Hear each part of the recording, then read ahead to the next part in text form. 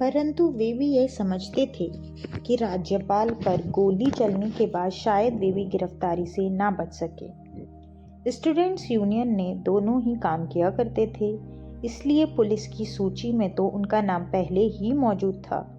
ऐसी स्थिति में जब हम 22 दिसंबर की शाम को मिले तो यह समझकर कि यह हमारी अंतिम भेंट है, गिरफ्तारी के बाद हमने क्या करना है, पुलिस को क्या कहना है, कुछ इसके बारे में भी विचार विमर्श करते रहे और फिर यह कहते हुए एक दूसरे से विदा ली, जीते रहे मिलेंगे, फिर किस्मत ने अगर मिला दिया। इस सारी वस्तु स्थिति का सबसे रोचक पक्ष यह था कि हमारे घर वालों को कोई सूचना न थी कि हम क्या कर रहे हैं। मैं पहले लिख चुका हूँ कि दुर्गादास खन्ना की शादी को अभी 2-2.5 वर्ष ही हुए थे। घर में एक छोटा बच्चा भी था और दूसरा आने वाला था। फिर भी उनकी पत्नी को ज्ञात न था कि उनके पतिदेव क्या कर रहे हैं। इससे पाठकगण अनुमान लगा सकते हैं कि क्रांतिकारी नवयुवकों को किस तरह का जीवन व्यतीत करना पड़ता था। 23 दिसंबर 1930। इस दिन पंजाब विश्वविद्यालय का दीक्षांत समारोह था। पंजाब के governor sir Geoffrey de Montmorency, जो विश्वविद्यालय के चांसलर भी थे, दीक्षांत समारोह की अध्यक्षता के लिए आ रहे थे। उनके साथ आ रहे थे इस देश के एक महान दार्शनिक डॉक्टर एस राधाकृष्णन। इन्होंने इस दीक्षांत समारोह में अपना भाषण देना था। विश्वविद्यालय हॉल के अंदर और बाहर पुलिस और सीआईडी का कड़ा पहरा था। यद्यपि दीक्षांत समारोह 11 बजे शुरू होना था, परंतु लोग 10:30 बजे आने शुरू हो गए थे, क्योंकि 11 बजने में 10 मिनट पर प्रवेश बंद हो जाना था। इसी मध्य एक दरमियानी कद का नवयुवक वहां आया। उसने अपना पास दिखाया और अंदर प्रविष्ट हो गया। जिस मार्ग से गवर्नर ने आना था और जाना था, इससे निकट वह एक कुर्सी पर बड़ी निश्चिंतता से बैठ गया।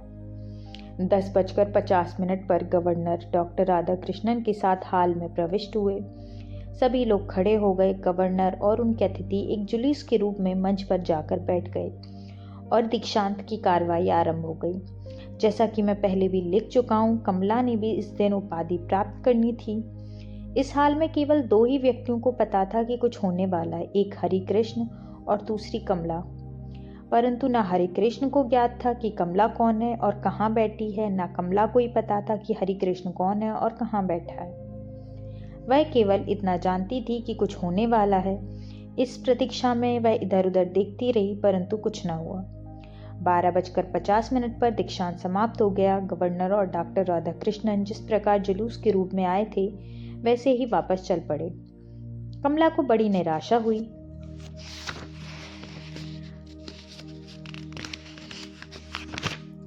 उसने समझा कि यदि उसे गवर्नर पर गोली चलाने की अनुमति दे दी जाती तो यह काम उसके लिए कितना सरल था। वह यह सोच रही थी कि वह बाद में जाकर शिकायत करेगी कि हमने सारा काम चौपट कर दिया, जो उसे अनुमति नहीं दी। उतने में ही मुख्य द्वार की ओर गोली चलने की आवाज़ आई।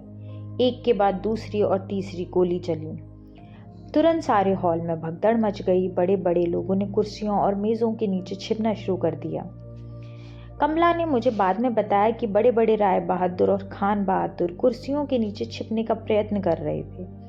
कुछ लोग पर्दों के पीछे छिप गए थे, कुछ भागकर हॉल से निकल गए। यहाँ तो ऐसा दृश्य था जैसे प्रलय आ गई हो। हरिकृष्ण की गोली लगने से अंग्रेज गवर्नर घायल हो गया। एक हेड कांस्टेबल चनन सिंह ने हरिकृष्ण को पकड़ने का प्रयास किया, परंतु हरिकृष्ण आराम से खड़ा गोली चलाता रहा। एक गोली चनन सिंह को भी लगी। वह बुरी तरह घायल हो गया और इस दिन सायंकाल ही मर गया। गवर्नर को तुरंत उसी समय एडवर्ड विक्टर अस्पताल में पहुंचा दिया गया और उसकी मरहम पट्टी की गई, परंतु जब वह अस्पताल पहुंचा तो कांप रहा था। मैं, दुर्गादास और रणवीर तीनों अपने अपने घरों में बैठे प्रतीक्षा कर रहे थे कि हमें कोई बताए कि विश्वविद्यालय हॉल में क्या हुआ। हम किसी से पूछ भी ना सकते थे। 12:30 बजे के लगभग मैं अपने अखबार के दफ्तर में गया। मैंने सोचा कि यदि कुछ हुआ होगा तो वहाँ खबर पहुँच चुकी होगी और दफ्तर वाले ज़रूर बात कर रहे होंगे या मुझे बताएंगे। इस तरह की कोई घटना हुई है। मैं वहाँ 15-20 मिनट रहा, परंतु वहाँ इसकी कोई चर्चा न की। मैं निराश होकर घर लौट आया। कुछ देर के बाद अपने मकान के ऊपर के बरामदे में मैं खड़ा था। नीचे सड़क पर 2 युवकें परस्पर बातें करते हुए हमारे घर की ओर आ रहे थे। इनके कंधों पर डिग्री लेने के लिए काले गाउन थे। जब हमारे घर के नीचे पहुंचे, उनमें से एक ने कहा, गवर्नर घायल तो अवश्य हुआ है, यह मालूम नहीं कितना। मेरे लिए यह काफी था। मैं अपने कमरे में जाकर बैठ गया और आने वाली परिस्थितियों के लिए अपने आप को तैयार करने लगा।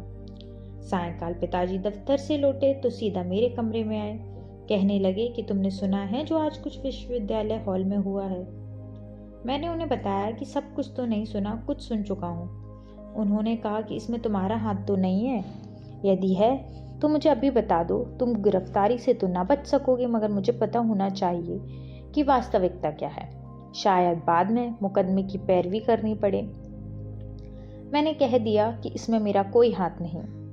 मैं जानता था कि मैं झूठ बोल रहा हूँ, परंतु उन्हें बताने का साहस नहीं हुआ कि कुछ सीमा तक मैं इसके लिए उत्तरदायी भी हूँ। वे कुछ देर मेरे पास बैठे रहे, फिर कह कर चले गए कि तुम्हें तैयार रहना चाहिए, हो सकता है तुम भी गिरफ्तार कर लिए जाओ। अपना सामान ठीक तरह से देख लो, हो सकता है पुलिस तुम्हारी तलाशी भी ले। वे इतना कहकर चले गए, परंतु ऐसा लगता है कि उन्हें भी चैन नहीं पड़ रहा था। शाम को जब मैं कुछ समय के लिए बाहर गया तो पिताजी ने आकर स्वयं मेरे कमरे की तलाशी ले ली और अपना संतोष कर लिया कि मेरे पास कोई ऐसी चीज तो नहीं जिसके कारण कल को मेरे विरुद्ध कोई कार्रवाई हो सके। जब मैं वापस आया और अपने कमरे की हालत देखी तो मैंने माताजी से पूछा कि मेरे कमरे में कौन आया था। उन्होंने बताया कि पिताजी मेरा सामान देख रहे थे कि कहीं कोई आपत्तिजनक चीज ना पड़ी हो। वह दिन खैरियत से गुजर गया। पुलिस शीघ्रता से कोई पग न उठाना चाहती थी। सैंडर्स की हत्या और वॉइसरॉय की गाड़ी को बम से उड़ाने के बाद उसने धड़ाधड़ गिरफ्तारियां कर ली थीं, परंतु असली अभियुक्त उनके हाथ न आए थे। इस नई घटना में असली अभियुक्त तो उसके हाथ आ चुका था, क्योंकि श्री कृष्ण वही गिरफ्तार हो गया था। अब पुलिस न केवल यह देखना था कि इसके पीछे कोई षड्यंत्र तो नहीं है, यदि है तो इसमें कौन कौन शामिल है।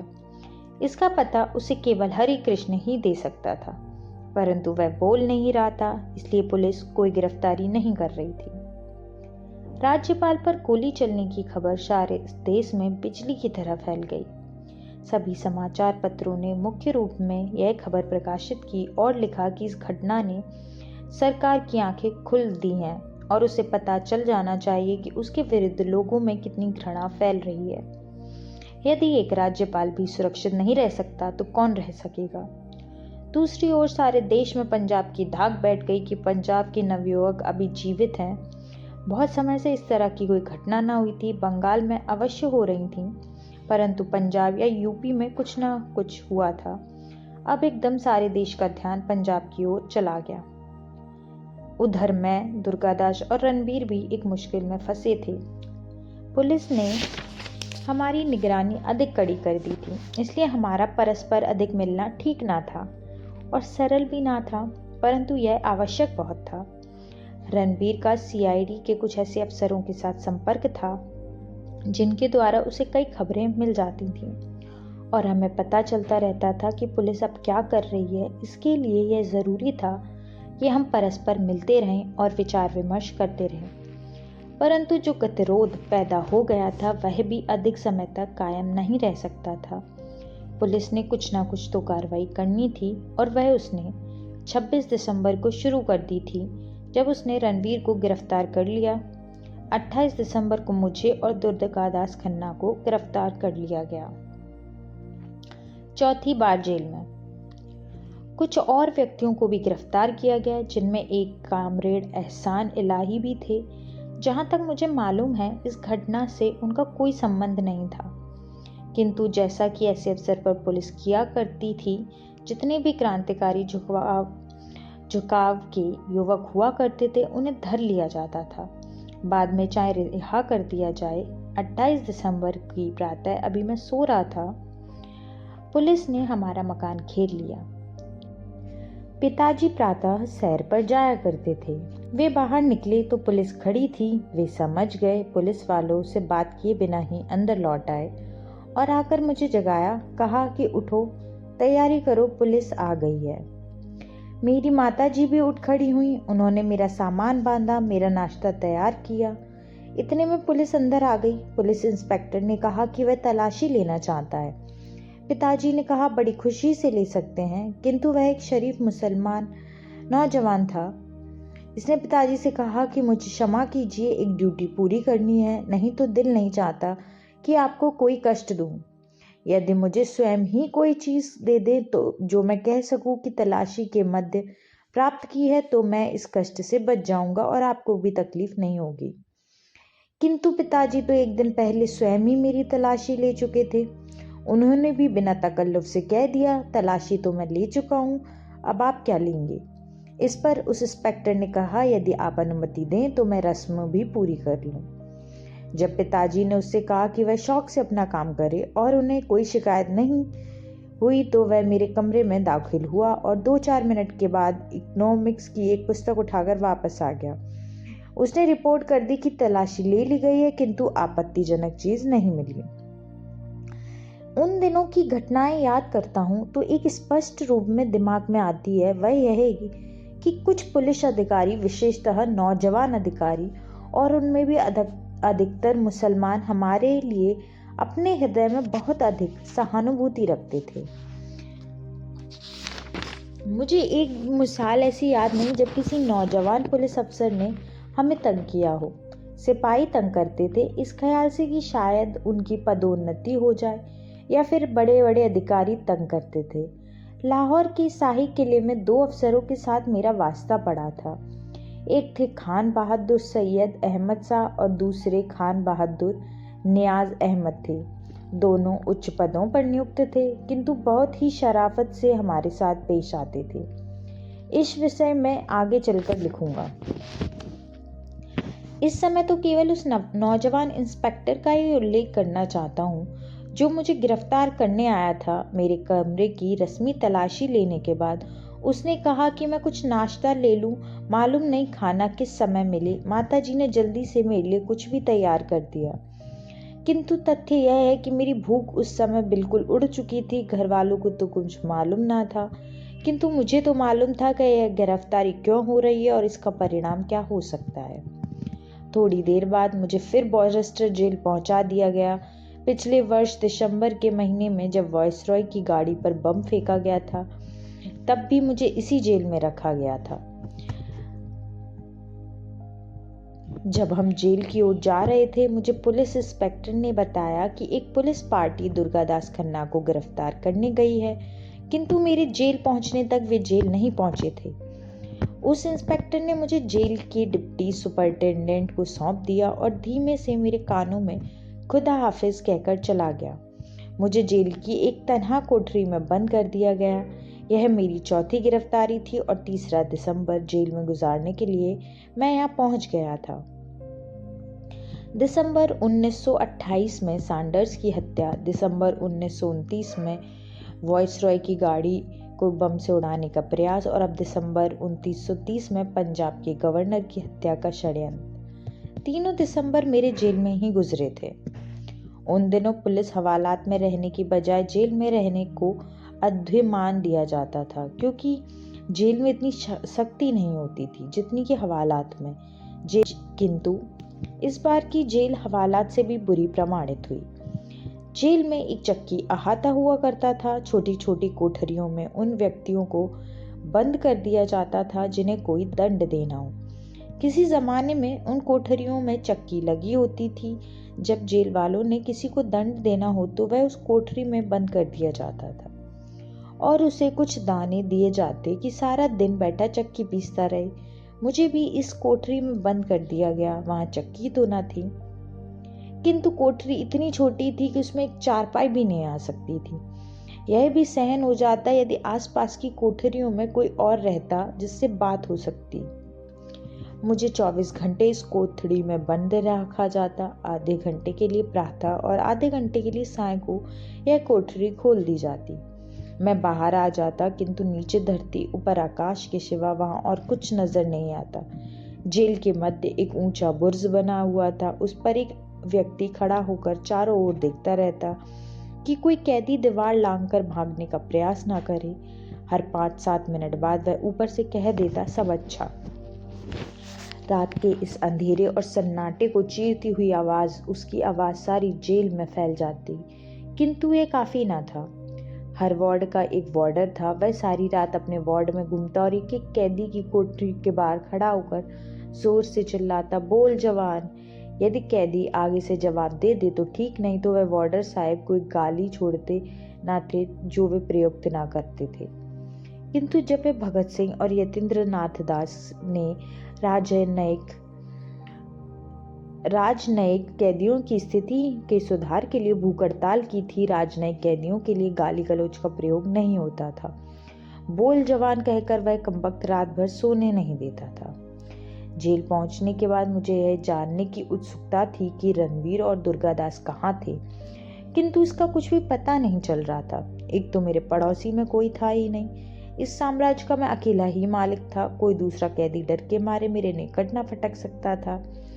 मुझे लाट साहब की हत्या के षड्यंत्र में गिरफ्तार किया गया था, अतः जेल वाले भी किसी प्रकार की रियायत देने को तैयार न थे।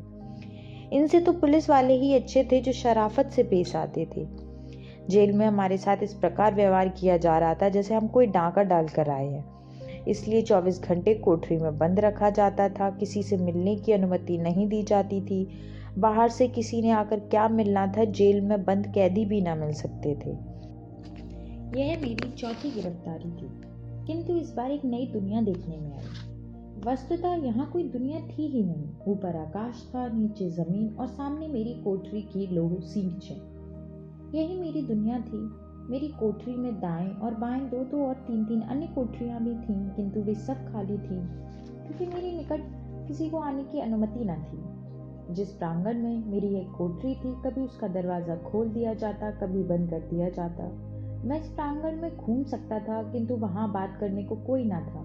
कभी कभी कोई बिल्ली या बिल्ला वहां से गुजर जाते, मैं उन्हें देखकर ही खुश हो लेता और मुझे वह छंद याद आ जाता। वे आए हमारे घर, खुदा की कुदरत है। कभी हम उनको, कभी अपने घर को देखते हैं। मैं कई बार इन जानवरों को देखकर उनके भाग्य पर स्पर्धा करने लगता कि ये अपनी इच्छा से घूम फिर तो सकते हैं। इन्हें किसी मनुष्य से अनुमति लेने की जरूरत नहीं है, न इन पर किसी प्रकार का कोई प्रतिबंध है। मनुष्य को अपने विषय में कितनी खुशफहमी है, इसका कुछ अनुमान कभी कभी ऐसे हालात में ही लगता है। मैं इस तरह अपने दिन गुजार रहा था कि एक दिन जेल वार्डर ने आकर कहा कि मुझे कार्यालय में बुलाया गया है। मैं समझा घर से कोई मिलने आया होगा। जल्दी से गर्म शाल ओढ़ा और चल दिया, किंतु दफ्तर में जाके देखा तो 2 यमदूत वहां बैठे थे, सीआईडी के 2 उच्च अधिकारी। इनमें एक खान बहादुर सैयद अहमद शाह थे। उन्होंने मुझे अपने पास बिठाया। पहले तो इधर उधर की बातें करते रहे और फिर सीधा प्रश्न कर दिया, तुम हरिकृष्ण से पहली बार कब मिले थे? मैं उनके इस प्रश्न को लेकर तैयार नहीं था। 2-3 बार पुलिस के उच्च अधिकारियों से वास्तव पढ़ चुका था, इसलिए जानता था कि उनका किसी को फंसाने का ढंग क्या है। उस दिन भी जब मैं सीआईडी के 2 उच्च अधिकारियों को जेल के दफ्तर में देखा तो उसी समय समझ गया कि ये सज्जन कुछ पूछताछ करने आए हैं। इसलिए जब उन्होंने मुझसे प्रश्न किया तो मैंने तुरंत कह दिया, मैंने हरिकृष्ण की शक्ल भी नहीं देखी, किंतु वे इतनी आसानी से मेरा पीछा छोड़ने वाले नहीं थे। खान बहादुर सैयद अहमद का लड़का नजीर अहमद राजकीय कॉलेज में पढ़ता था। वह मेरा परिचित था। खान बहादुर भी यह जानते थे, इसलिए बीच बीच में वह मुझे कह देते कि उनके लिए तो मैं और नजीर कोई फर्क ही नहीं है। इसलिए नहीं चाहते कि मैं किसी संकट में फंस जाऊं। यही कारण है कि वे सारे तथ्य को जानना चाहते हैं ताकि मुझे किसी तरह इसमें से निकाल सके। किंतु जब उनके बार बार प्रश्न करने पर भी मैंने उन्हें कोई संतोषजनक उत्तर नहीं दिया तो मुझे डराने के लिए उन्होंने यह भी कह दिया कि उन्हें सब कुछ मालूम हो चुका है। दुर्गादास और रणवीर उन्हें सारी कहानी बता चुके हैं। वह तो केवल इसलिए मुझे बचाना चाहते हैं कि मैं उनके बेटे नजीर का मित्र हूँ। उनकी बातें सुनकर एक बार तो मैं परेशान हो उठा। यदि दुर्गादास और रणवीर ने सब कुछ बता दिया है तो फिर मेरा ना बचाव है ना उनका।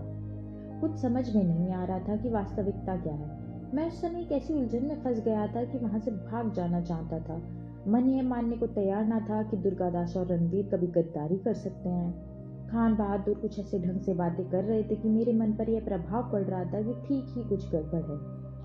उसे आप मेरा सौभाग्य समझिए या उनका दुर्भाग्य कि कुछ मिनटों के बाद वे स्वयं ही कहने लगे, जाओ अब तुम आराम करो, फिर मिलेंगे। यह कहकर वे चले गए और मैं अपनी कोठरी में वापस आ गया, किंतु उस रात सो नहीं सका। खान बहादुर, सैयद अहमद खां मुझे ऐसी उलझन में डाल गए थे कि जिससे निकलना मेरे लिए कुछ कठिन हो रहा था। मेरा दिमाग यद्यपि यह मानने को तैयार ना था कि दुर्गादास और रणवीर कोई भेद पुलिस को बता सकते हैं, किंतु उन्होंने कुछ ऐसी बातें कह दी जिनसे मेरे दिमाग में कुछ आशंकाएं पैदा हो गई। 3-4 दिन बाद वे फिर आए। इस बार वे मेरे लिए कुछ फल भी लेते आए। खान बहादुर प्राय कह देते कि मैं तुम में और अपने बेटे नज़ीर में कोई अंतर नहीं समझता। मुझे बहुत कष्ट होता है जब मैं तुम्हें जेल में देखता हूँ। यह आयु जेल में गुजारने की नहीं है बेटा। फिर कहने लगे, किंतु तुम लोगों ने बड़ी होशियारी से काम किया। विश्वविद्यालय भवन में प्रवेश का प्रबंध भी कर लिया। प्रवेश पत्र कौन लाया था? उनके ये शब्द सुनकर मुझे ढांढस बन गई। मैं समझ गया कि इन्हें कुछ भी नहीं मालूम है। दुर्गादास और रणवीर ने इन्हें कुछ नहीं बताया। विश्वविद्यालय भवन में प्रवेश का कार्ड तो मैं ही लाया था, और इसकी दुर्गादास को छोड़कर किसी को जानकारी नहीं थी, यहाँ तक कि रणवीर को भी ना मालूम था। यदि दुर्गादास ने पुलिस को कुछ भी बताया होता तो खान बहादुर को मुझसे पूछने की जरूरत ना रहती कि प्रवेश कार्ड कौन लाया था। इसके बाद तो मैं जरा सतर्क हो गया और मैंने तोते की तरह एक ही बात रटनी शुरू कर दी कि मुझे इस घटना के विषय में कुछ मालूम नहीं। मैं जेल में था, पुलिस हवालात में ना था। पुलिस हवालात में तो जो अत्याचार हो सकता था वह जेल में नहीं होता था। मुझे पता नहीं चला कि मुझे हवालात में रखने की बजाय जेल में क्यों रखा गया। इस कारण मानसिक परेशानी अवश्य हुई, क्योंकि यह एकांत की कैद थी। किसी से मिलने मिलाने पर बातचीत करने की अनुमति नहीं दी गई। पढ़ने के लिए कोई पुस्तक भी नहीं थी। फिर भी किसी न किसी तरह समय कट गया। वह श्रीमती बिल्ली और श्रीमान बिल्ला जी कभी कभी दर्शन दे जाया करते थे। मेरी इस छोटी सी दुनिया में ये दो मेरे साथी थे। धीरे धीरे दिन गुजरते गए। इस मध्य मैंने यह जानने का भरसक प्रयास किया कि दुर्गादास और रणवीर भी इस जेल में हैं या नहीं, किंतु कुछ पता न चल सका। अंततः 1 महीने बाद मुझे जमानत पर रिहा कर दिया गया। बाहर आया तो पता चला कि दुर्गादास और रणवीर दोनों की जमानत याचिका रद्द कर दी गई है। एक व्यक्ति दसोधाराम, जिसे मैं नहीं जानता था किंतु ये दोनों जानते थे, सुल्तानी गवाह बन गया था। इसलिए पुलिस ने दुर्गादास, रणवीर और चमनलाल के विरुद्ध गवर्नर की हत्या के षड्यंत्र में मुकदमा चलाने का फैसला कर लिया। मुझे आज ठीक तिथि तो याद नहीं, किंतु जनवरी के दूसरे और तीसरे सप्ताह मुझे जमानत पर रिहा कर दिया गया था। किंतु यह रिहाई क्या थी? एक और गिरफ्तारी की पृष्ठभूमि थी। किसी न किसी कारणवश पुलिस मेरे विरुद्ध कोई प्रमाण पेश न कर सकी। उसका बड़ा कारण यह था कि दुर्गादास ने अपनी जबान न खोली थी। यदि वह पुलिस को बयान दे देते कि यूनिवर्सिटी हॉल में दाखिले का कार्ड कहां से आया था, तो सारी कहानी पूरी हो जाती और इसी के साथ हम चारों शायद फांसी पर लटक जाते। किंतु दुर्गादास का मौन सबको बचा गया। 5वीं बार फिर जेल में। मैं लिख चुका हूं कि पुलिस अपने सारे प्रयत्नों को बावजूद दुर्गादास को कोई बयान देने के लिए तैयार न कर सकी। पुलिस के तरकश में जितने तीर थे उसने सारे चलाकर देख लिए, किंतु कोई परिणाम नहीं निकला। उसे अंतिम समय तक पता न चला कि विश्वविद्यालय भवन में प्रवेश के लिए कार्ड कौन लाया था और कहां से आया था। यह पुलिस की कहानी की सबसे कमजोर कड़ी थी। ऐसी स्थिति में रिहाई पुलिस को बुरी तरह खटक रही थी। उसे विश्वास हो चुका था कि गवर्नर शूटिंग केस में भी शामिल था, किंतु वह उसे प्रमाणित नहीं कर सकती थी। इसलिए वह मुझे गिरफ्तार करने का कोई और साधन ढूंढ रही थी और वह उसे निकाल लिया। 10 फरवरी 1931 को उस दिन सारे देश में पंडित मोतीलाल नेहरू का अंतिम शोक दिवस मनाया गया। 4 दिन पहले उनका देहांत हुआ था। 10 फरवरी की शाम को ब्रेडला हॉल में छात्र संघ के आयोजन में एक सार्वजनिक सभा हो रही थी। डॉक्टर सत्यपाल उन दिनों हमारे घर के बिल्कुल ही सामने रहा करते थे और उनके और पिताजी के संबंध बहुत ही मैत्रीपूर्ण थे। जब वे अमृतसर में प्रैक्टिस किया करते थे तो आर्य समाज में भी सक्रिय भाग लिया करते थे। पिताजी अब अमृतसर जाते उन्हीं के यहाँ ठहरते, इसलिए हम उन्हें चाचा जी कहकर पुकारा करते थे।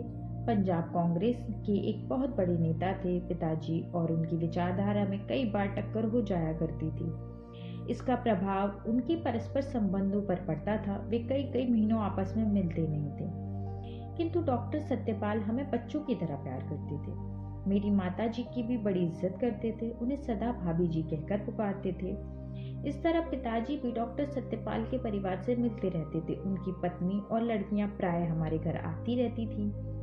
इन दिनों परस्पर संबंधों का एक दिलचस्प पहलू था कि कभी कभी उनकी आपसी बातचीत बंद हो जाया करती थी।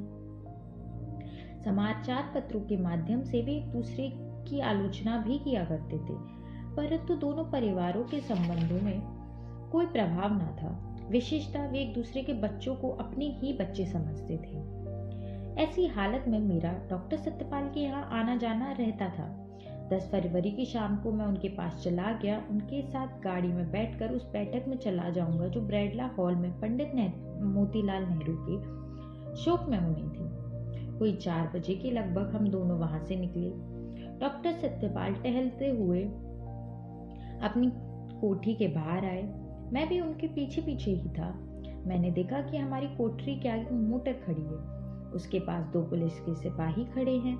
उन्हें देखते ही मेरा माथा ठनका। मैंने डॉक्टर सत्यपाल से कहा, चाचा जी, पुलिस खड़ी है, कुछ गड़बड़ मालूम होती है। उन्होंने कहा, ये तो ऐसे ही 2 सिपाही खड़े हैं। किसी को गिरफ्तार करना हो तो सिपाही थोड़ी ही आते हैं, वो तो पूरी फौज लेकर आते हैं। हम आपस में बात कर ही रहे थे कि खान बहादुर सैयद अहमद शाह, जो मुझे जेल में मिलने आया करते थे, उस मोटर से निकलकर मेरी ओर आए।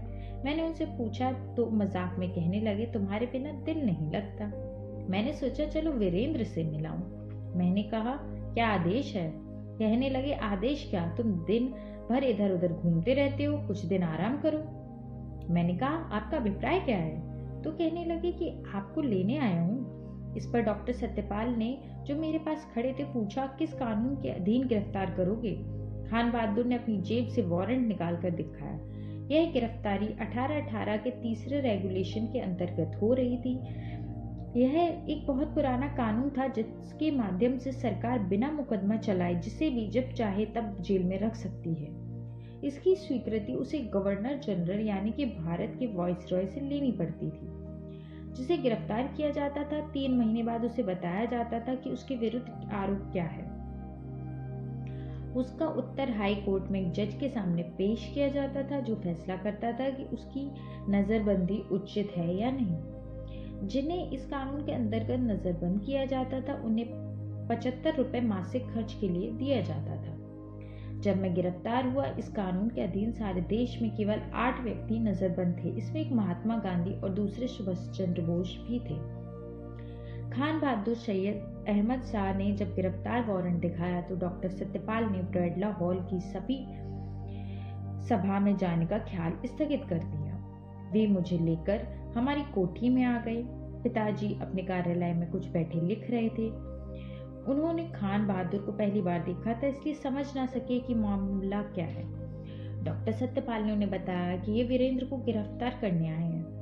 यह सुनकर पिताजी को कुछ आश्चर्य भी हुआ और परेशानी भी। अभी मुझे जेल से आए 15 दिन ही हुए थे। इसके बाद कोई नई घटना भी नहीं हुई थी जिसके कारण मुझे गिरफ्तार किया जाता। जब उन्हें बताया गया कि यह गिरफ्तारी 1818 कानून के अंतर्गत है तो वे समझ गए कि पुलिस के पास मेरे विरुद्ध कोई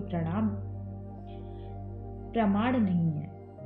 1 शताब्दी पुराने कानून का सहारा लेकर प्रतिरोध की भावना से पुलिस मुझे गिरफ्तार कर रही है, किंतु क्या हम कर सकते थे?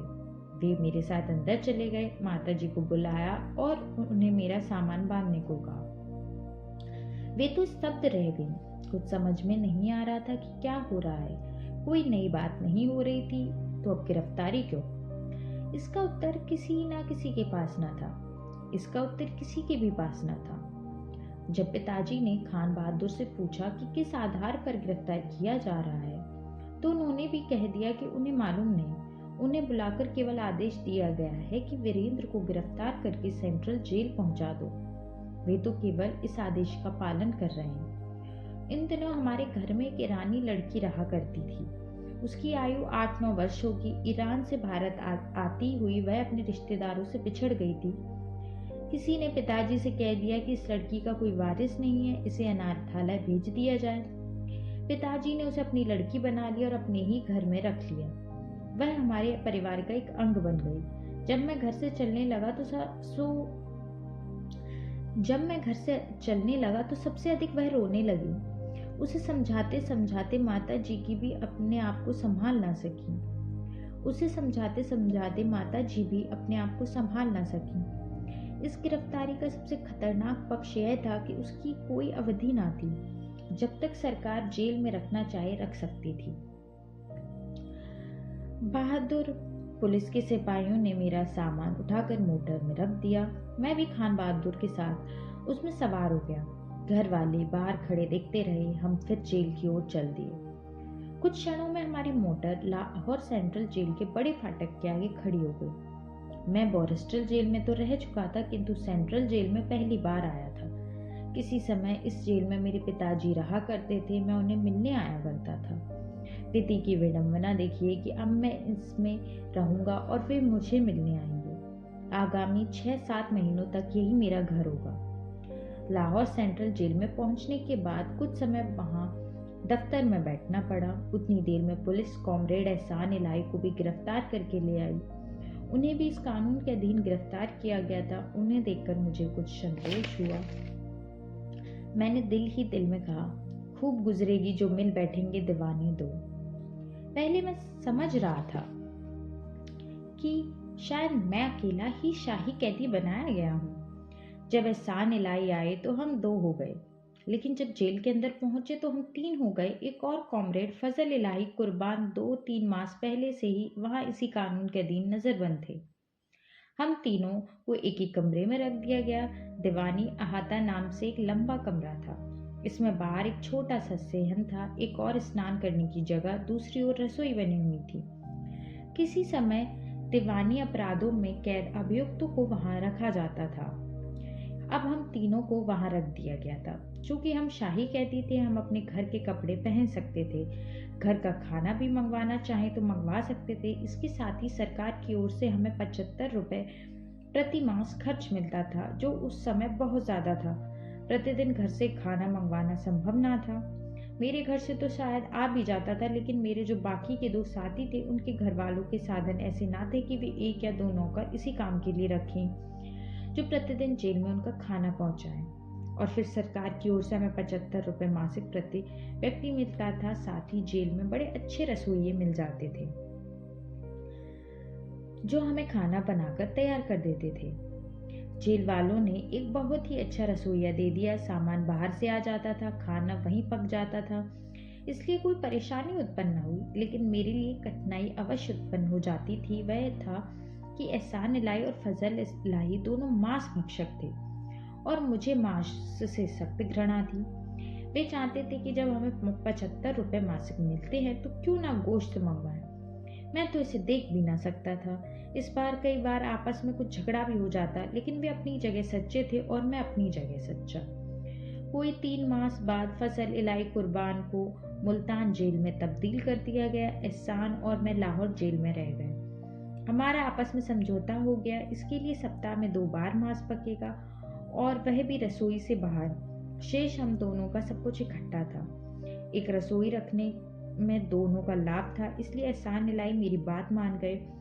हमें अपने घर वालों से 15 दिन के बाद एक बार मिलने की अनुमति थी, लेकिन वह मुलाकात एक CID ऑफिसर की मौजूदगी में हो सकती थी, इसलिए कोई काम की बात ना कर सकते थे। मैं लाहौर सेंट्रल जेल में नजरबंद था। कोई 1 मील की दूरी पर दुर्गादास, रणवीर और चमनलाल के विरुद्ध बोरिस्टल जेल में मुकदमे में गवर्नर की हत्या का षड्यंत्र चल रहा था।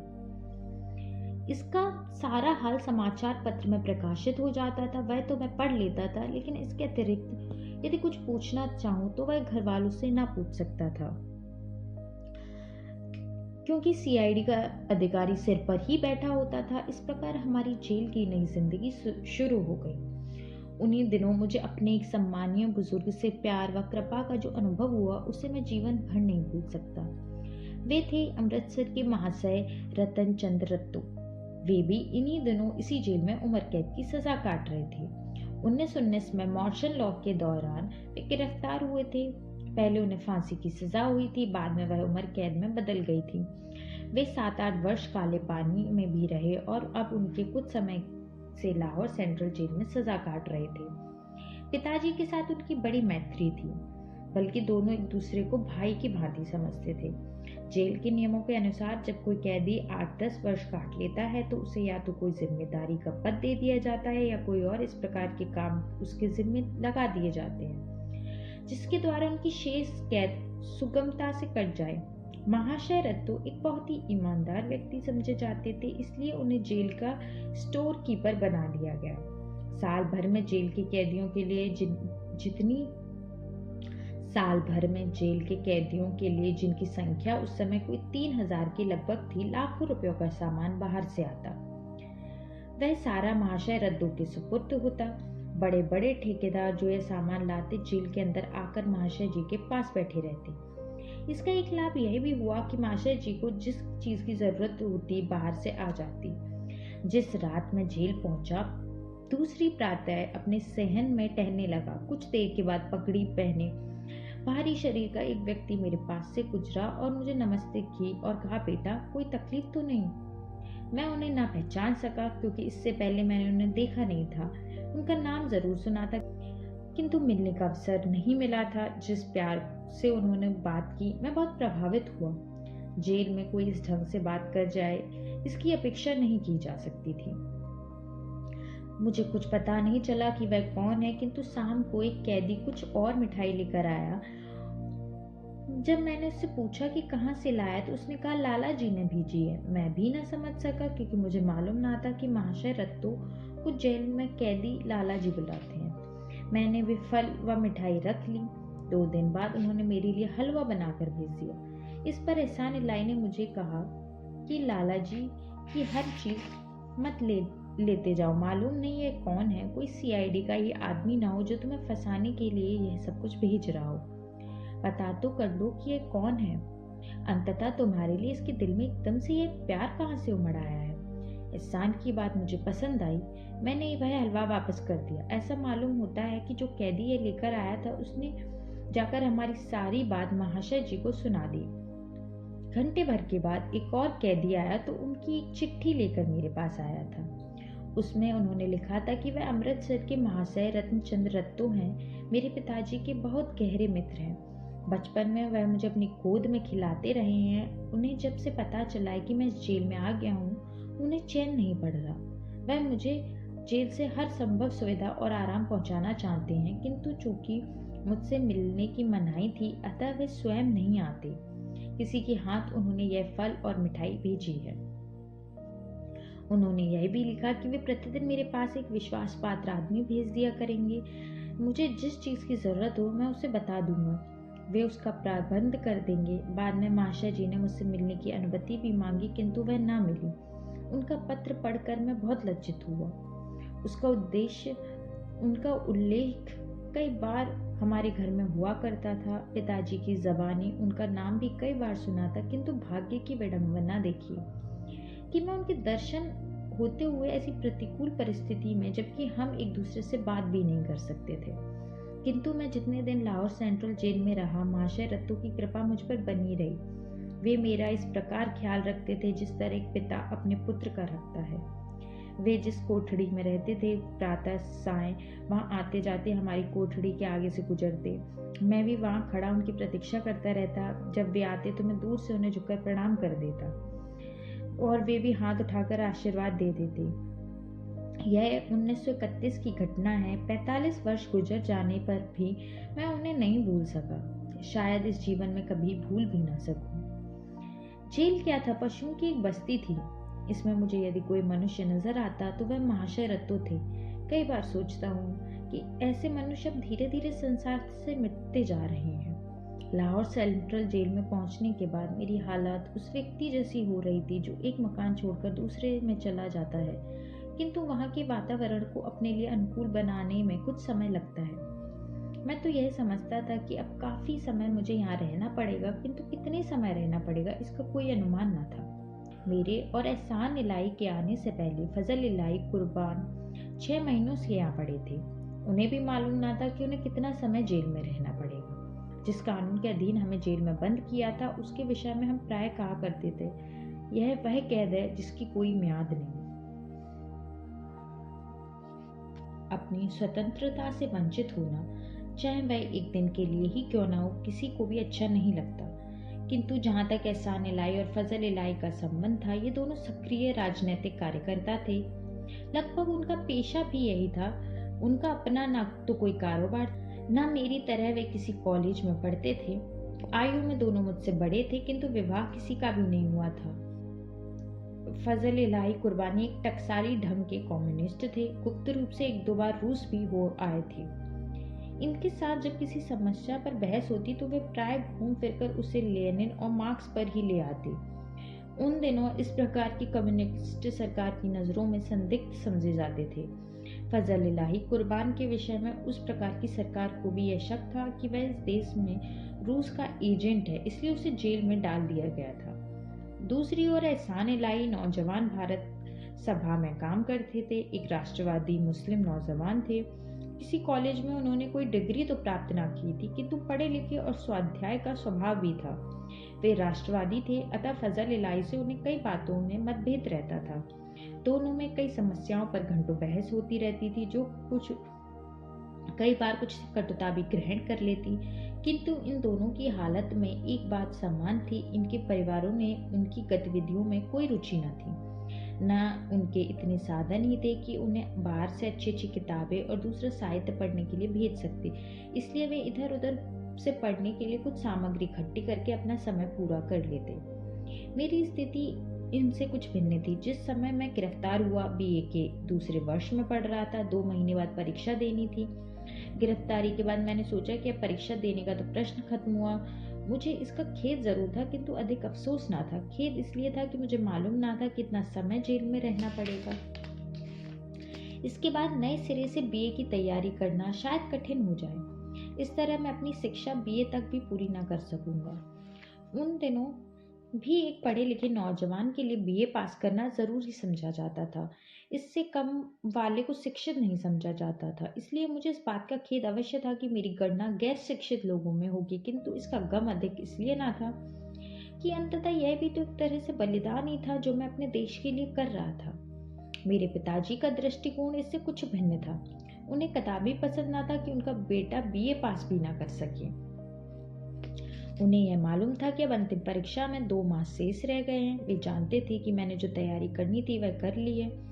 यदि मैं परीक्षा में ना बैठा तो मेरा सारा परिश्रम व्यर्थ जाएगा। इस कारण हो सकता है कि मैं इस प्रकार दिल छोड़ बैठूं कि फिर आगे पढ़ने का नाम ना लूं। इसलिए उन्होंने पंजाब सरकार को लिखा कि जिस समय वीरेंद्र को गिरफ्तार किया गया उस समय वह बीए की परीक्षा की तैयारी कर रहा था।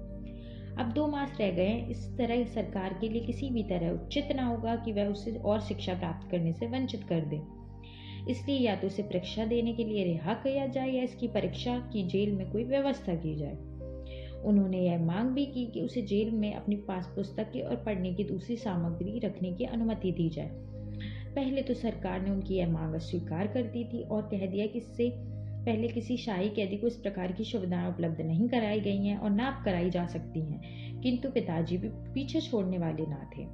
वे उसी दिन श्री जैकिंग से मिलने चले गए, जिनका उल्लेख मैं शुरू में कर चुका हूँ, जब मुझे सैंडर्स हत्या षड्यंत्र में गिरफ्तार किया गया था। अब वह सीआईडी का बहुत बड़ा अधिकारी बन चुका था और शाही कैदियों का भाग्य विधाता समझा जाता था।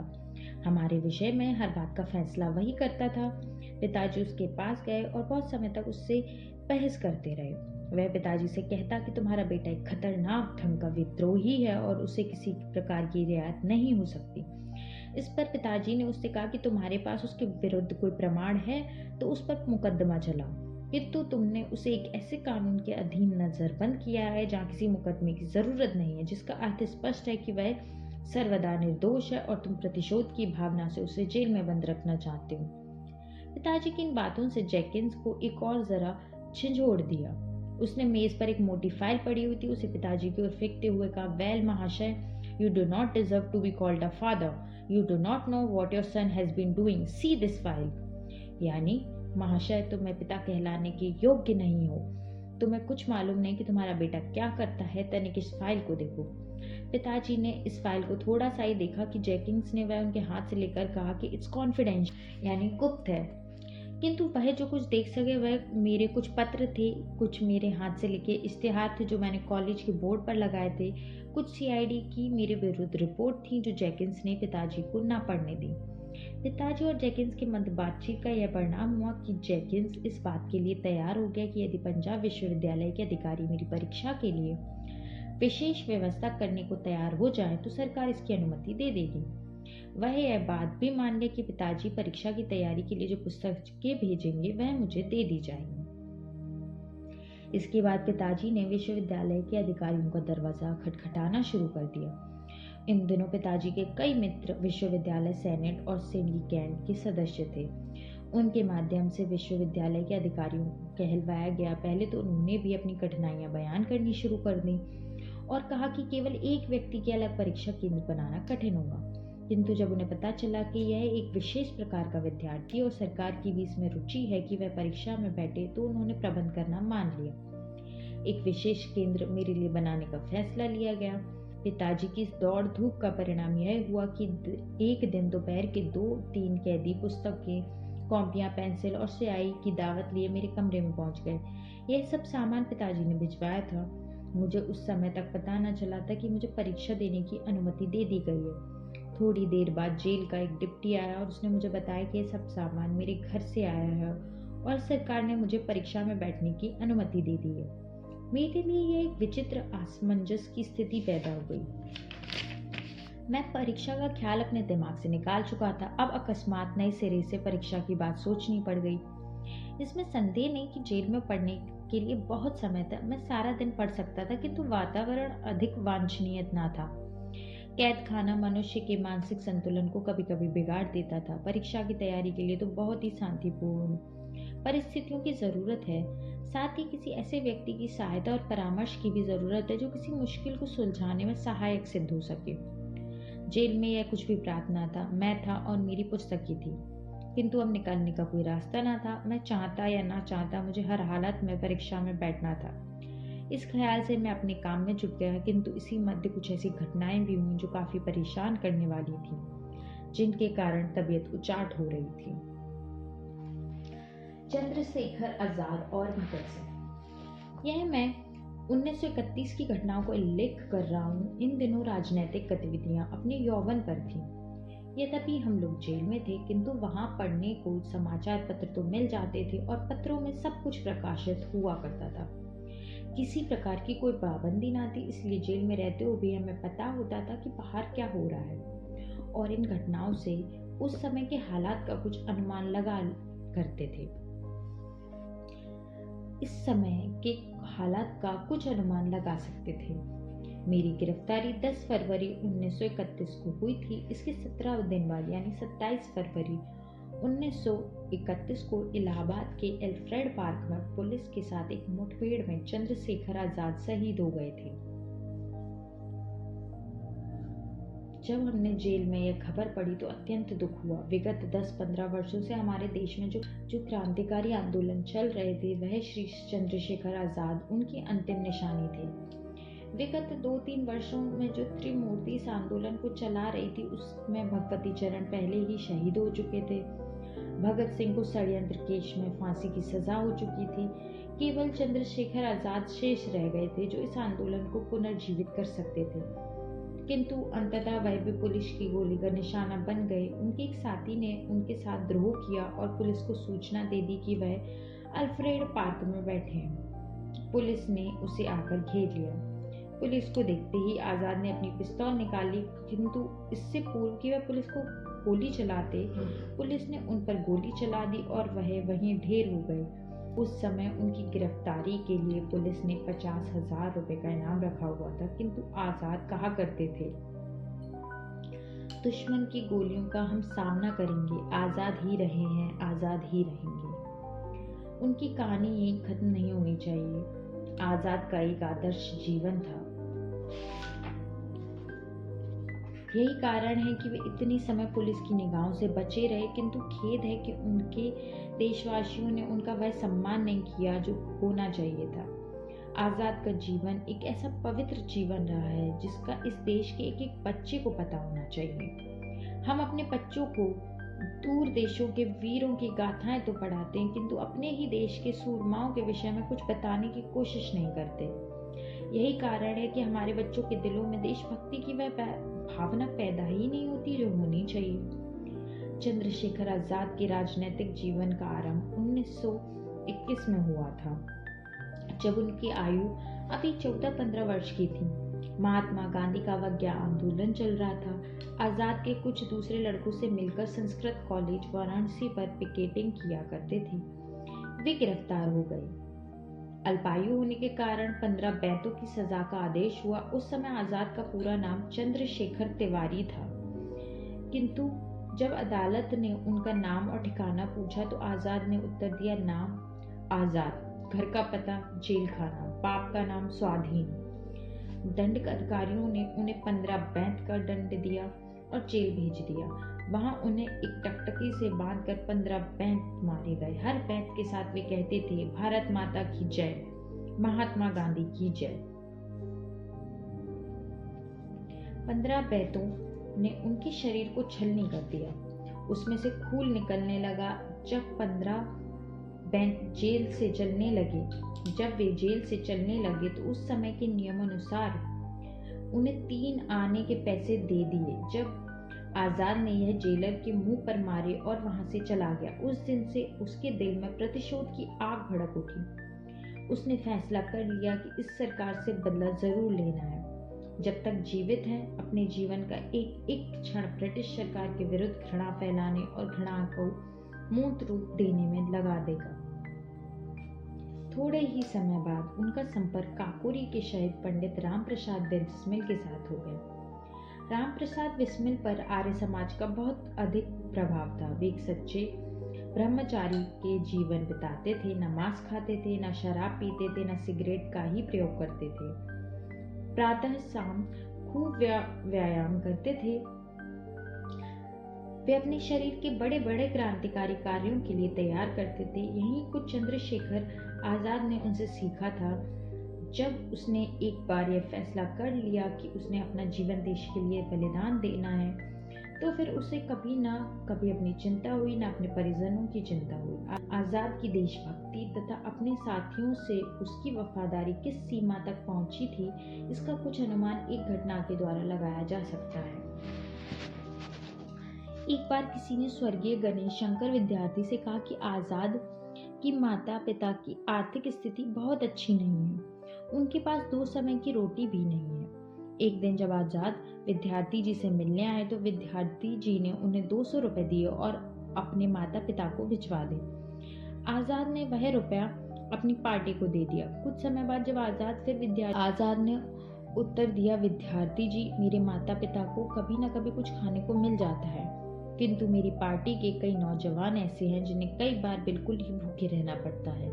मेरे माता पिता वृद्ध हैं, मर भी गए तो देश की कोई हानि नहीं होगी, किंतु मेरी पार्टी का कोई युवक भूख से तड़प कर मर जाए तो हमारे लिए बहुत शर्म की बात होगी और देश की इसमें बहुत हानि होगी। चंद्रशेखर आजाद के जीवन का सबसे उजागर पक्ष था महिलाओं के विषय में उनका रवैया। वे सदा उनसे दूर रहते थे। उनका अपना शरीर बहुत सुंदर था। निरंतर कई वर्ष परिश्रम और व्यायाम करके उन्होंने उसे बनाया था। इसलिए 1-2 बार कुछ ऐसी घटनाएं भी हुई कि नौजवान औरतों ने उन्हें अपने जाल में फंसाने का प्रयत्न किया, किंतु आजाद यही कहते रहे कि एक क्रांतिकारी एक ही समय में 2 चीजों से प्यार नहीं कर सकता।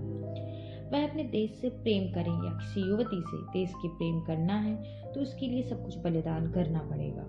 इसमें किसी दूसरे से प्रेम के लिए तनिक भी स्थान नहीं। आजाद के कई साथी स्त्री प्रेम का शिकार हो गए।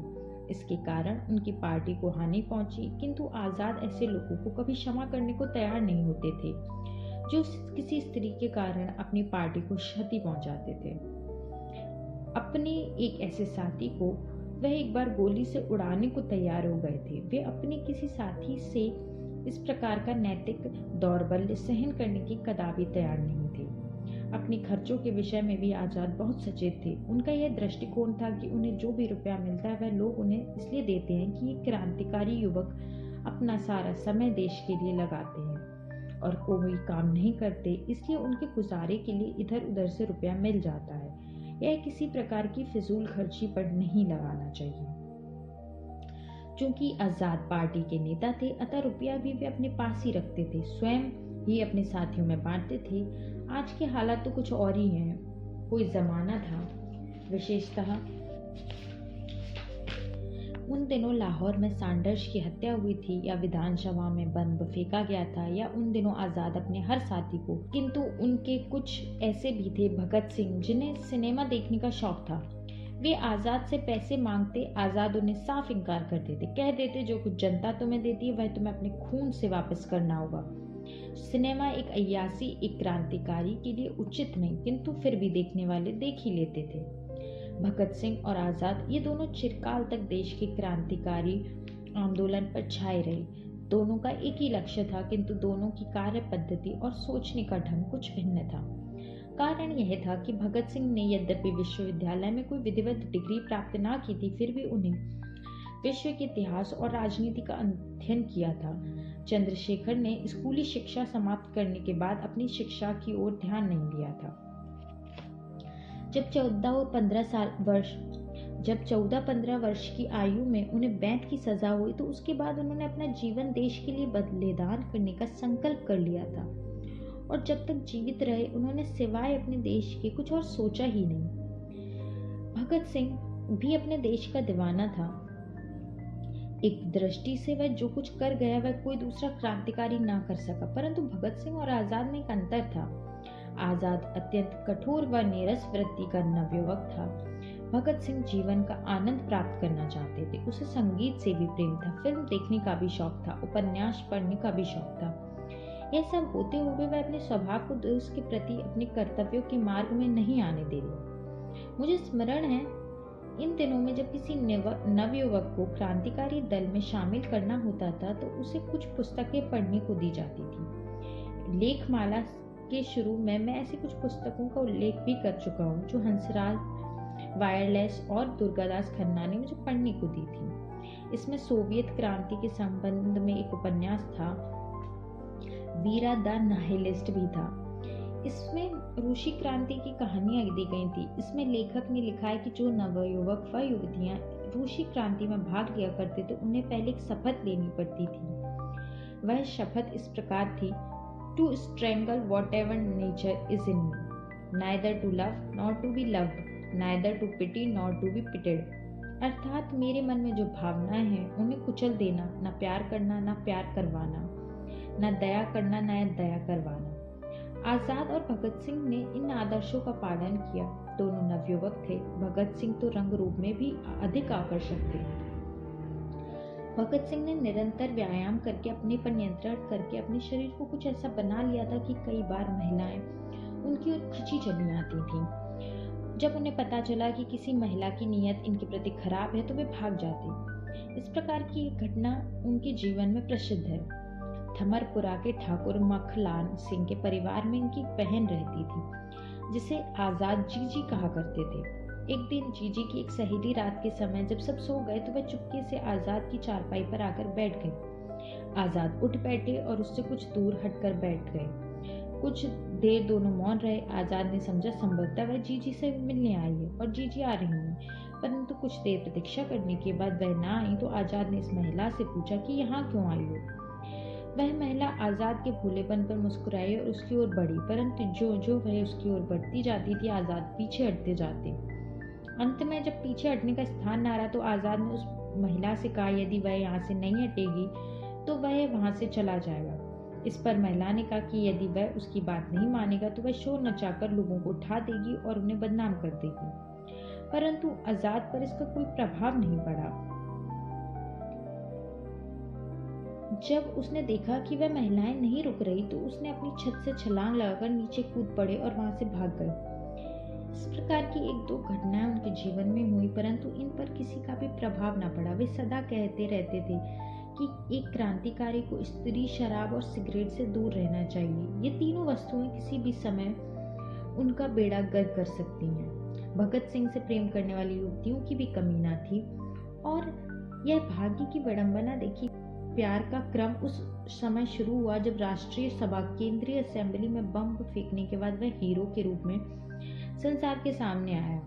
असेंबली में बम फेंकना, इसके बाद अदालत में साहसपूर्ण बयान देना और फिर लाहौर के षड्यंत्र में जिस वीरता और साहस के साथ अपना पक्ष पेश किया, इन सभी बातों के कारण वह न जाने कितनी युवतियों के मन मंदिर का देवता बन गया। परंतु वह ऐसा देवता था जिसे अपने पुजारियों का पता ही न था, न ही जिसके पुजारी उस तक पहुंच सकते थे। इसलिए आजाद की तरह भगत सिंह के जीवन में भी किसी महिला की कोई महत्वपूर्ण भूमिका नहीं निभाई। परंतु इन दोनों में एक अंतर अवश्य था। भगत सिंह कुछ अलग स्वभाव का युवक था।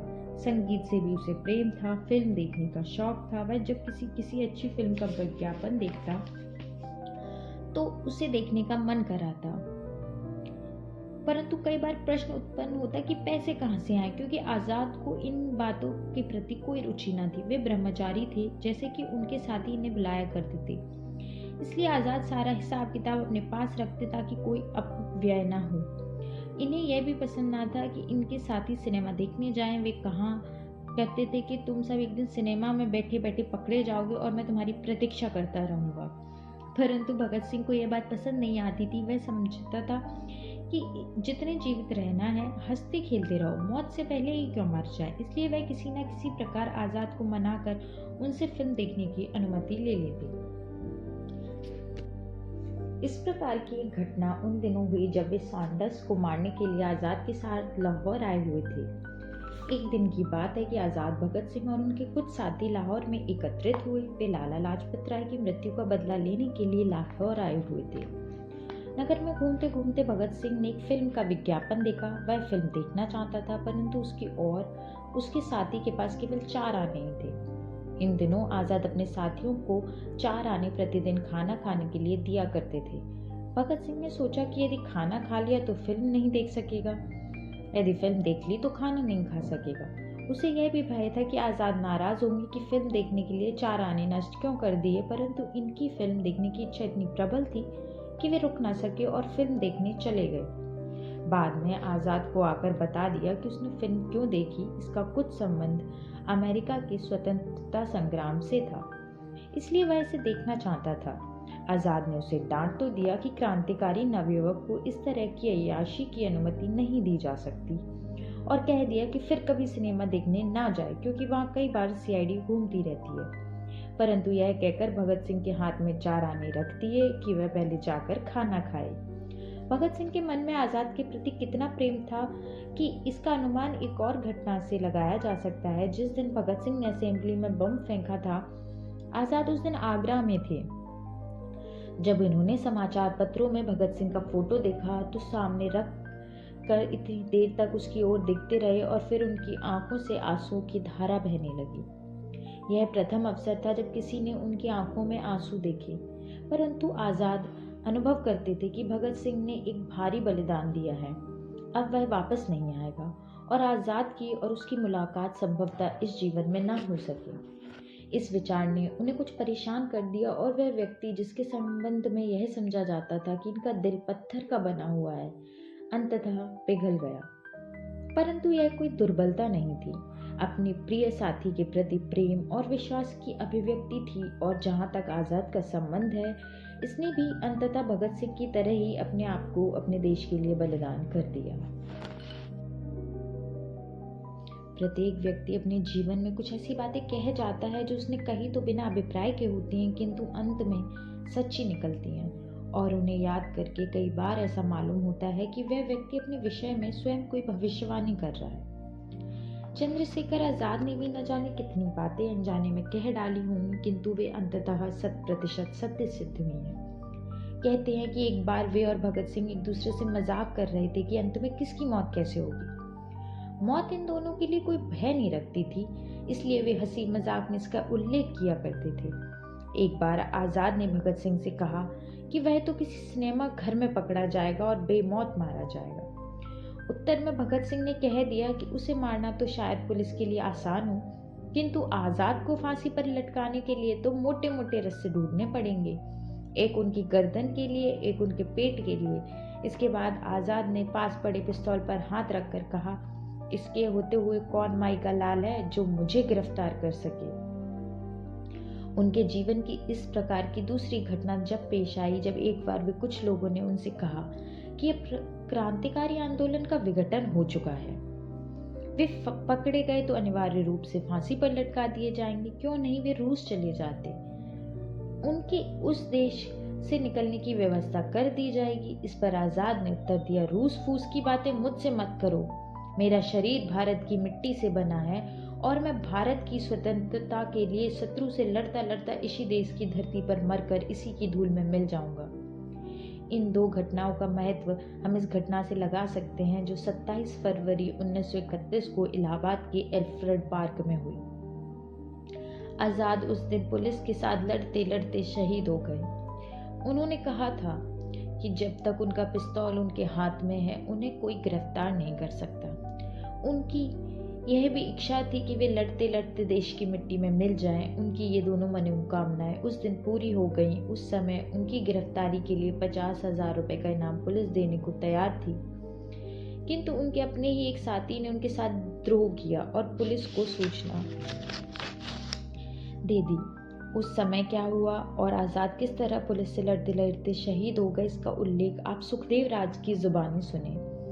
इस संदर्भ में उन्होंने अपनी पुस्तक में लिखा है, 27 फरवरी प्रातः जलपान करने के बाद जब मैं अपनी साइकिल से चला तो भैया आजाद रास्ते में ही मिल गए। हम दोनों बातें करते करते पार्क की तरफ चल पड़े। भैया मुझसे पूछ रहे थे कि चूंकि मैं बर्मा हो आया हूँ, क्या मैं बता सकता हूँ कि कुछ लोग बर्मा के रास्ते देश से बाहर जा सकते हैं। इस संदर्भ में मुझे जो जानकारी थी मैंने दे दी। हम दोनों बातें करते करते पार्क में पहुंच गए। वहां एक व्यक्ति पुल के ऊपर बैठा दातून कर रहा था। उसने आजाद की ओर घूरना शुरू कर दिया। उनकी आंखें देखकर आजाद को कुछ संदेह हुआ। उन्होंने मुझसे उल्लेख किया। मैंने फिर उस व्यक्ति की ओर देखा, किंतु उसने अपना मुंह दूसरी ओर कर लिया। हम दोनों बातें करते हुए आगे बढ़े। इतने में एक मोटर सड़क के सामने आ रुकी। उसमें एक अंग्रेज अफसर और सफेद कपड़ों में 2 सिपाही बाहर निकले और हमारे निकट आकर कहने लगे कि तुम दोनों कौन हो और यहाँ क्या कर रहे हो। बातें करते करते उस गोरे अफसर ने अपनी पिस्तौल निकाली। इस पर भैया का हाथ अपनी पिस्तौल पर गया और मेरा हाथ अपनी पिस्तौल पर। गोरे ने जैसे ही बातें शुरू की और तनिक निकट आया तो दोनों ने पिस्तौल चला दी, किंतु गोरे की पिस्तौल पहले चल गई और आजाद की बाद में। गोरे की गोली आजाद की टांग पर लगी और आजाद की गोली गोरे के कंधे पर। दोनों ओर से गोलियां चलनी शुरू हो गईं। एक गोली आजाद के दाएं बाजू को चीरते हुए उसके फेफड़े में आ लगी। फिर भी वे गोली चलाते रहे। अफसर की कलाई टूट गई और उसने अपने प्राण बचाने के लिए मोटर में भागने का प्रयास किया। आजाद लहूलुहान हो चुके थे, फिर भी उन्होंने अपनी गोली से मोटर का टायर पंक्चर कर दिया। इस पर गोरा और उसके साथी एक वृक्ष के पीछे जा छिपे। आजाद भी एक वृक्ष की ओट में हो गए। दोनों ओर से गोलियां चलने लगी। इतने में आजाद ने मुझे आदेश दिया कि मैं वहां से चला जाऊं। वे स्वयं लड़ते लड़ते वहां शहीद हो गए, किंतु उन्होंने अपने एक साथी की जान बचा ली। आजाद का शव भूमि पर पड़ा था, किंतु किसी पुलिस वाले को उनके निकट जाने का साहस नहीं होता था।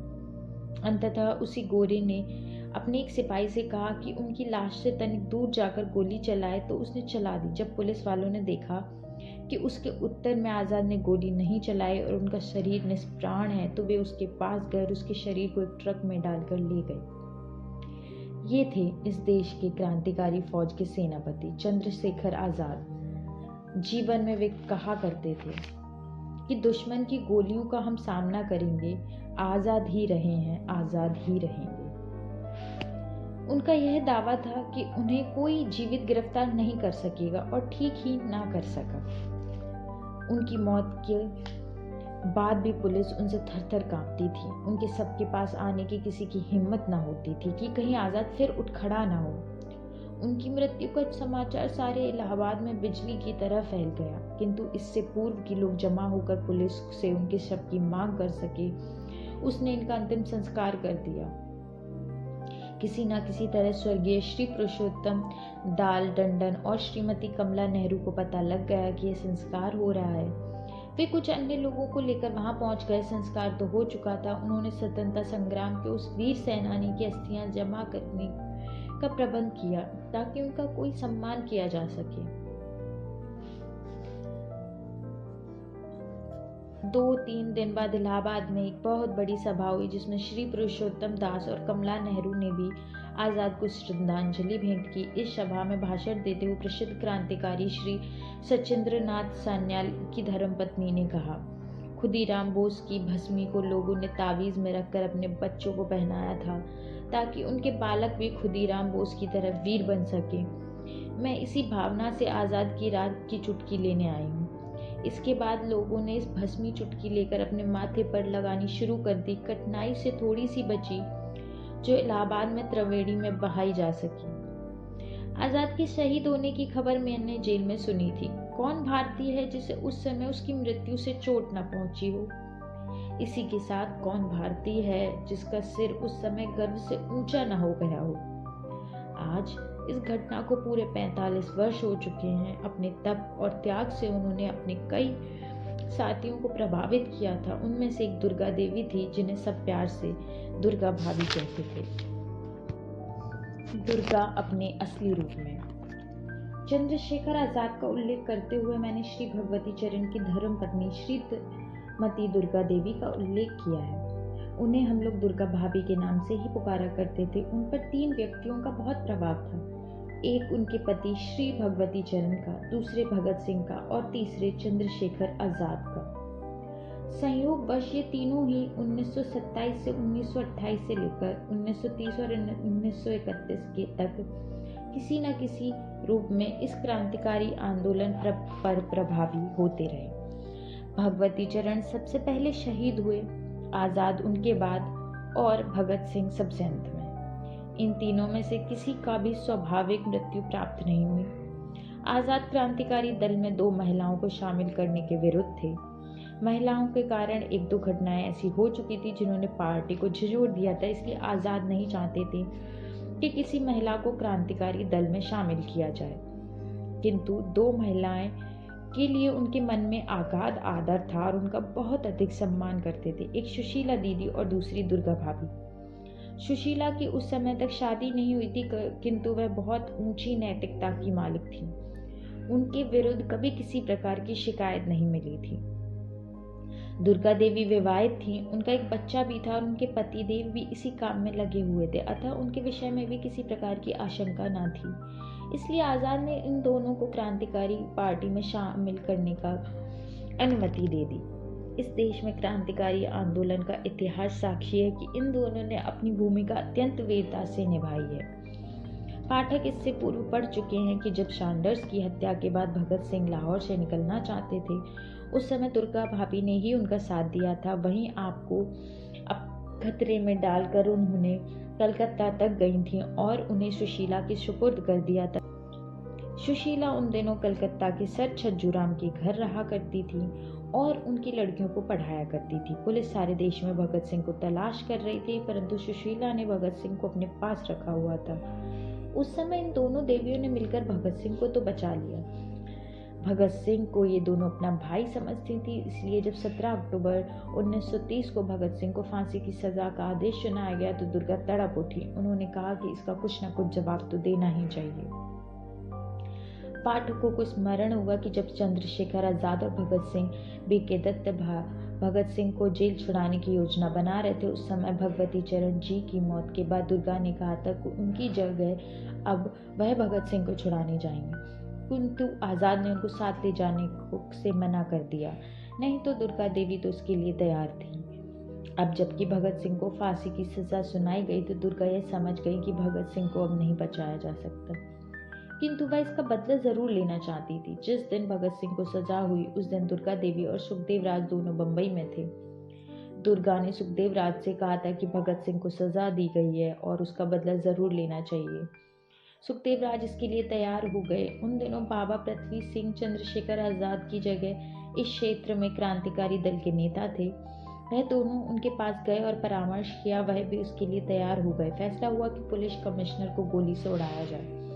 तीनों एक मोटर में उसकी कोठी पर जाएंगे। दुर्गा अंदर जाकर उस पर गोली चलाएंगे और गोली चलाती हुई बाहर आएंगी।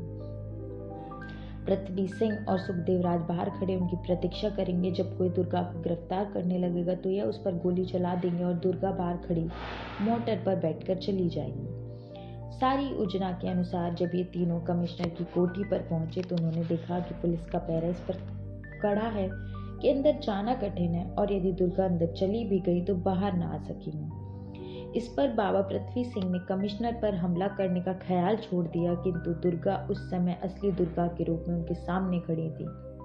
उसने कहा कि भगत सिंह को दी हुई सजा का बदला लिए बिना घर न जाएंगे।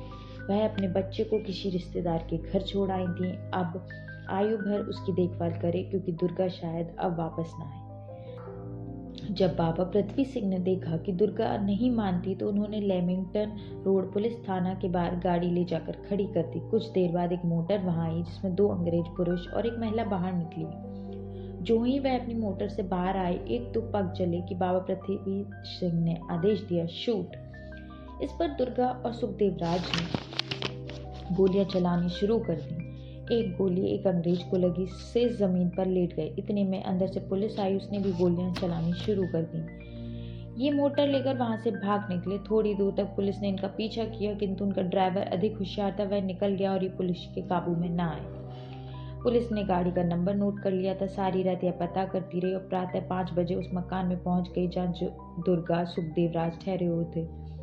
उन्होंने ऊपर से पुलिस को देखा और पिछले दरवाजे से भाग गए। बाद में उन्हें भगोड़ा घोषित कर दिया गया। इसके विरुद्ध केस भी चला और बाद में प्रमाणित न हो सका और उन्हें छोड़ दिया गया। भगत सिंह को बचाने के लिए दुर्गा ने एक और भी प्रयास किया। जिन दिनों पुलिस ने उन्हें भगोड़ा ठहरा रखा था, उसकी गिरफ्तारी के लिए इनाम भी रखा हुआ था। उन दोनों कांग्रेस और ब्रिटिश सरकार के मध्य एक समझौता हुआ था, जो गांधी इरविन के नाम से प्रसिद्ध था।